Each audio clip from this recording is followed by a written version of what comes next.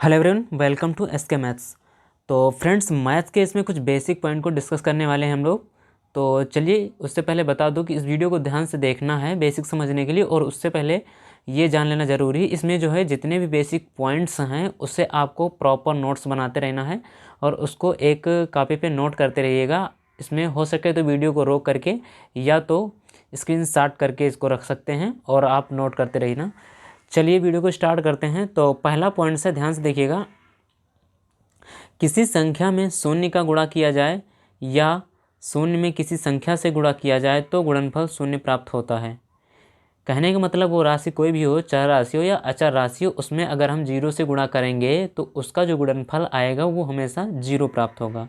Example के तौर पे इसमें दिया भी है, यहाँ पे गया है कि a गुणे जीरो करेंगे तो इसका जो गुणनफल प्राप्त हो रहा है कितना हो रहा है, जीरो। और यहाँ पे देखिए a गुणे b गुणे जीरो, तो ये भी इसका प्रोडक्ट कितना निकल के आ रहा है, इसमें जीरो। उसके बाद b गुणे जीरो निकल के आ रहा है जीरो, जीरो गुणे a, तो इसमें निकल के आ रहा है जीरो। यानी कि किसी भी संख्या में हम जीरो से गुणा करेंगे तो उसका जो गुणनफल आएगा वो आएगा जीरो। चलिए, वो चाहे चर राशि हो चाहे अचर राशि हो। अगला पॉइंट से देखते हैं, शून्य में किसी संख्या से भाग दिया जाए तो भागफल हमेशा शून्य प्राप्त होता है। शून्य में किसी संख्या से भाग दिया जाए, ध्यान से देखना यहाँ पे, शून्य में किसी संख्या से भाग दिया जाए तो हमेशा शून्य जीरो प्राप्त होता है। देखिए यहाँ पे शून्य में क्या करेंगे, हम किसी संख्या से भाग करेंगे तो यहाँ देखिए जीरो को a से भाग किया गया तो इसका जो भागफल आएगा वो आएगा कितना, इसका जो भागफल हमेशा कितना प्राप्त होगा, जीरो।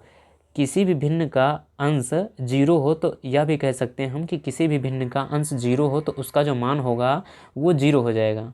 और यहाँ पे रूल्स कह रहा है कि शून्य में किसी संख्या से भाग दिया जाए तो भागफल हमेशा शून्य यानी जीरो प्राप्त होता है। चलिए आगे देखते हैं। इसमें भी देखिए यहाँ पे जैसे जीरो बटा ए लिखा तो जीरो हो गया, जीरो बटा बी है तो जीरो हो गया, जीरो बटा एन यानी कि एन बराबर हम कुछ भी रख सकते हैं, 1 2 3 4 5 अनंत तक कोई भी संख्या रखेंगे, कोई भी संख्या रखेंगे और ऊपर अंश में जीरो है तो उसका मान जो है जीरो ही होगा। चलिए आगे देखते हैं। तीसरा पॉइंट है, किसी संख्या को शून्य से भाग दिया जाए तो भागफल अनंत प्राप्त होता है। किसी भी संख्या को शून्य से भाग दिया जाए, अभी क्या था वहाँ पे अंश में शून्य था, यहाँ पे क्या है, हर में शून्य है। तो ध्यान से देखना है, यदि किसी संख्या में जीरो से भाग दिया जाए तो उसका जो भागफल होगा अनंत प्राप्त होगा। यदि किसी संख्या को जीरो से भाग दिया जाए तो क्या होगा, सॉरी यहाँ पे उल्टा हो गया, यहाँ पे देखिए ध्यान से, यदि किसी संख्या को यदि जीरो को किसी संख्या से भाग दिया जाए तो जीरो प्राप्त होगा। और यहाँ पे क्या करना आपको, यदि किसी संख्या में जीरो से भाग दिया जाए तो अनंत प्राप्त होगा, ये होगा। इसको प्रॉपर नोट कर लीजिएगा, एक बार पढ़ लीजिएगा तो आपको अच्छे से समझ में आ जाएगा। चलिए चौथा पॉइंट देखते हैं, किसी संख्या के घात शून्य होने पर उसका मान एक होता है। ये भी पॉइंट्स काफ़ी इंपॉर्टेंट है। जैसे यहाँ पे लिखा जाए a की पावर जीरो, यानी कि किसी भी की घात अगर जीरो है तो उसका मतलब है उसका मान एक होगा। तो यहाँ पे a की घात जीरो है, a बराबर हम कुछ भी रख सकते हैं, अनंत तक रख सकते हैं, और उसकी पावर जीरो, जैसे हमने कह दिया कि 10 लाख, 10 लाख की पावर जीरो है तो इसका मतलब उसका मान कितना है, हमने यहाँ पे लिखा कितना, 10 लाख। यहाँ पर हमने लिख दिया कितना, 10 लाख। उसके बाद यहाँ पर हमने इसकी पावर कितनी कर दी, जीरो, इसकी पावर कितनी कर दी हमने, जीरो।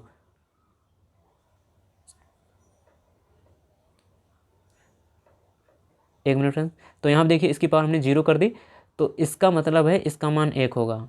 जैसे यहाँ पे 10 की घात एक है तो इसका मतलब एक हो गया, यहाँ पे 99 की पावर एक है तो इसका मतलब जीरो है तो इसका मतलब एक हो गया, 1000 की पावर जीरो है तो इसका मतलब एक हो गया। यानी किसी भी की घात होगी, किसी भी संख्या पे, चर राशि हो या चर राशि पर घात अगर जीरो है तो उसका मान एक हो जाएगा। चलिए पाँचवा पॉइंट से देखते हैं, ध्यान से देखिएगा। यहाँ देखिएगा, किसी संख्या को स्वयं से भाग देने पर भागफल एक प्राप्त होता, या कहें हम कि किसी भी भिन्न का अंश और हर समान होने पर उसका जो भागफल होगा एक प्राप्त होगा, या तो कहें किसी भी संख्या को स्वयं से भाग करने पर एक प्राप्त होता। सिंपल है। तो यहाँ पे देखिए a बटा a तो इसका मतलब एक हो गया, b बटा b है तो इसका मतलब एक हो गया, 19 बटा यानी कि अंश और हर समान है तो इसका मान क्या होगा, एक होगा, चाहे कुछ भी हो। उसके बाद आगे देखते हैं, जोड़ और घटाना। क्या है, जोड़ और घटाना। धनात्मक संख्याएं सदैव आपस में जुड़ती हैं और चिन्ह प्लस का लगता है। धनात्मक संख्याएं सदैव आपस में जुड़ती हैं और चिन्ह प्लस का लगता है। जैसे 8 और 6 14 हो गया, दोनों धनात्मक संख्याएं हैं, इसलिए जो 14 आया वो भी प्लस में ही है। ध्यान से देखिएगा। नोट आगे देखते हैं, इसमें नोट में क्या कह रहा है, इसमें कह रहा है किसी संख्या के पहले कोई भी चिन्ह ना हो तो हमेशा धन का चिन्ह माना जाता है। ध्यान रखिएगा, जैसे यहाँ पे लिखा 8, 8 के पहले कोई चिन्ह नहीं लगा है तो इसका मतलब उसके पहले क्या है, प्लस का चिन्ह लगा है। क्या लगा है, प्लस का चिन्ह लगा है। तो इसलिए नोट्स में इसमें लिख दिया गया किसी संख्या के पहले कोई भी चिन्ह ना हो तो हमेशा धन का चिन्ह माना जाता है। चलिए आगे देखते हैं अगला पॉइंट से जोड़ने घटाने में से दूसरा पॉइंट। धनात्मक और ऋणात्मक संख्याएं सदैव आपस में घट जाती हैं और चिन्ह बड़ी संख्या का लगता है। धनात्मक और ऋणात्मक संख्याएं, यहाँ पर क्या है, 9 धनात्मक है और 6 ऋणात्मक है।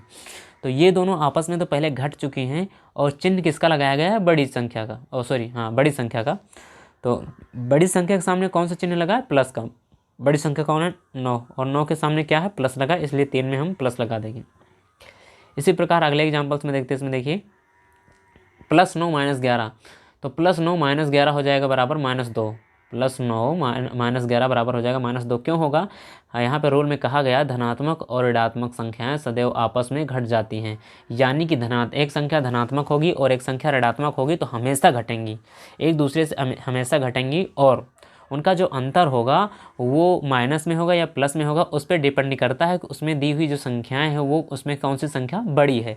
तो यहाँ पे देखिए, यहाँ पे +9 है और -11 है, तो -11 है और 11 इसमें बड़ी संख्या है और बड़ी संख्या के सामने माइनस का चिन्ह लगा यहाँ पे, इसलिए -2 हो गया है। चलिए आगे देखते हैं। इसी तरह 25 और 29 29 और 35 का हो गया, इसी तरीके से 29 और 35 का प्लस और माइनस दोनों में हो गया। चलिए तीसरा पॉइंट देखते हैं फ्रेंड्स, ध्यान से देखिएगा। ऋणात्मक संख्याएं आपस में जुड़ जाती हैं और चिन्ह सदैव ऋण का लगता है। अगर धनात्मक और ऋणात्मक दोनों होते तो घटती हैं, लेकिन अगर ऋणात्मक संख्याएं आपस में जुड़ती हैं तो क्या होता है, ये जुड़ जाती हैं और चिन्ह हमेशा माइनस का ही लगता है। यहाँ पे देखिए जैसे -11 प्लस -15 तो कितना हो गया, 26 हो गया, लेकिन चिन्ह माइनस का लगा। 7 और 2 माइनस माइनस में दोनों माइनस में होंगी तो उसका जो गुणन जो मतलब कि ऋणात्मक जो निकल के आएगा मान, वो भी माइनस में ऋणात्मक ही होगा। तो 7 और 2 कितना हो जाएगा, 9। इस तरीके से आगे कर लेंगे। चलिए गुणा देखते हैं आगे। अगर प्लस का कोई संख्या प्लस में है और दूसरी संख्या भी प्लस में है, दोनों का अगर गुणा करेंगे तो वो प्लस में आएगा, उसका जो गुणनफल होगा वो प्लस में होगा। प्लस प्लस का गुणा होगा प्लस में होगा।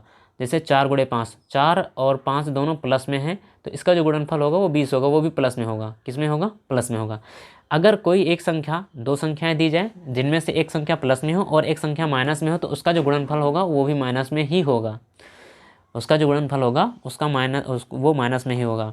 ये वाला पॉइंट जो माइनस गुणे प्लस है यही पॉइंट है पहला वाला, चाहे आगे रखो चाहे पीछे रखो कोई फर्क नहीं पड़ता। चलिए अगर आगे लिखा है माइनस गुणे माइनस, तो माइनस माइनस गुणा, यानी कि जो दोनों संख्याएं माइनस और माइनस में है तो दोनों संख्या गुणनफल जो है प्लस में होगा। जैसे -4 × -2 तो 4 दूनी 8 हो जाएगा, लेकिन यहाँ प्लस हो जाएगा। क्यों, क्योंकि माइनस और माइनस का गुणा प्लस हो जाएगा। चलिए आगे कुछ रूल दिया है, जैसे यहाँ पे मान लीजिए यहाँ पे दो संख्या है तो आपको पता है कि माइनस माइनस गुणा हो गया।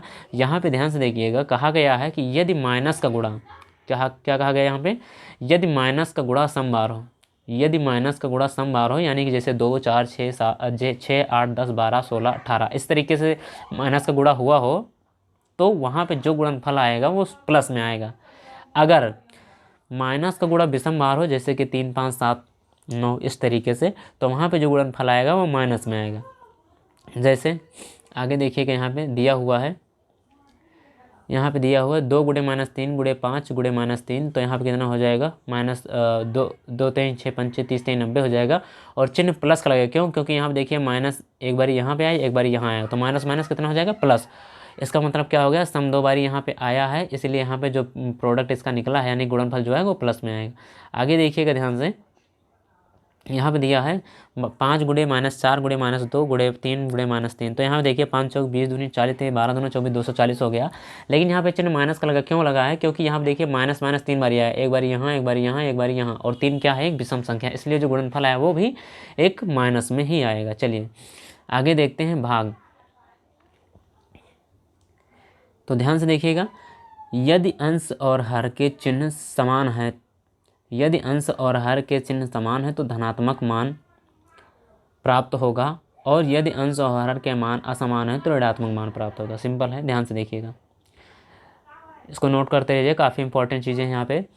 अगर भिन्न में अंश प्लस में है और हर भी प्लस में है तो उसका जो भागफल आएगा, उसका जो मान आएगा वो प्लस में ही होगा। और अगर अंश या हर दोनों में से कोई एक प्लस में है और दोनों में से कोई एक माइनस में है, तो उसका जो मान निकल के आएगा वो माइनस में निकल के आएगा। ध्यान रखना है यहाँ पे।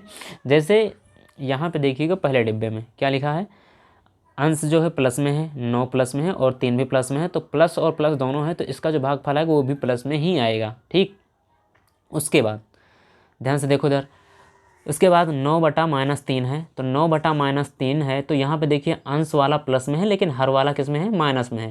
तो हमने बताया है कि अगर भिन्न का कोई भी अंश या हर प्लस में है या हर या अंश कोई माइनस में है, तो इसका जो मान होगा वो माइनस में ही होगा। किस में होगा, माइनस में होगा। तो यहाँ पे देखिए प्लस में 9 है अंश और माइनस में हर है -3, तो इसका जो आंसर आएगा वो कितना, माइनस में आएगा 3। ठीक, यहाँ पे अगर अंश और हर दोनों के चिन्ह समान, एक प्रकार से ये समझो कि दोनों के चिन्ह यहाँ पे रूल के अकॉर्डिंग यदि अंश और हर के चिन्ह समान है तो क्या हो जाएगा, धनात्मक मान प्राप्त होगा, और असमान है तो ऋणात्मक मान प्राप्त होगा। ठीक, इसी प्रकार से देखिए चौथा डिब्बा हो जाएगा। चौथे डिब्बे में जो लिखा है सेम ऐसे है। आगे देखिए यहाँ -a/b है बराबर a/-b है बराबर a-b, यानी कुछ भी लिख सकते हैं इसको, तीनों के मान बराबर हैं, इस तरीके से हम लिख सकते हैं इसको। ठीक है फ्रेंड्स, तो चलिए आज के लिए बस इतना ही, और इसे नोट कर लीजिएगा, अपनी अपनी फेयर कापीज़ की नोट्स बना लीजिएगा, वहीं पे नोट कर लीजिए, काफ़ी इंपॉर्टेंट चीज़ है ये देखने के लिए। और आगे हम पढ़ेंगे बीजगणितीय संक्रियाएँ। तो चलिए आज के लिए बस इतना है, मिलते हैं नेक्स्ट वीडियो में, तब तक के लिए bye bye, take care, love you all.